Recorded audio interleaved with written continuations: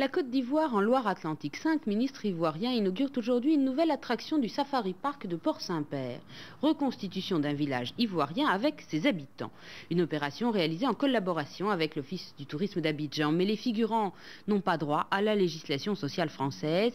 Ils sont soumis aux lois ivoiriennes. Emmanuel Vigier, Christian Paulet. Une jolie carte postale de Côte d'Ivoire au Safari Club de Port-Saint-Père. Une jolie carte postale et pourtant bien des zones d'ombre. Ces 28 Ivoiriens, artistes et artisans, sont employés pendant 7 mois par le ministère du Tourisme ivoirien pour animer ce village improvisé. Résultat, ils ne bénéficient pas du Code du travail français, ils ne sont pas payés au SMIC, n'ont pas de couverture sociale du pays d'accueil. La CGT Spectacle s'élève vivement contre la gestion de ce personnel inhabituel. Ce qui est le plus grave, c'est que ces gens travaillent déjà depuis une semaine. Il y a 2 fillettes de 12 ans, il y a un garçonnet de 10 ans et demi qui font partie de la troupe et qui assurent les représentations chaque jour.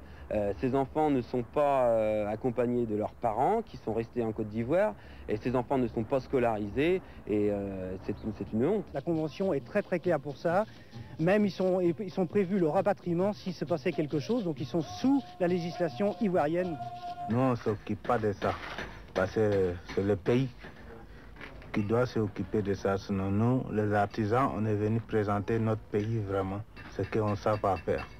D'après la commission interministérielle de lutte contre le trafic de main-d'œuvre, des travailleurs étrangers peuvent tout à fait exercer leur métier sur le sol français, mais des conditions sine qua non sont à respecter comme le SMIG et l'interdiction d'employer des enfants, des conditions qui ne semblent pas remplies au parc. Le syndicat CGT Spectacle en a alerté l'inspection du travail et la justice.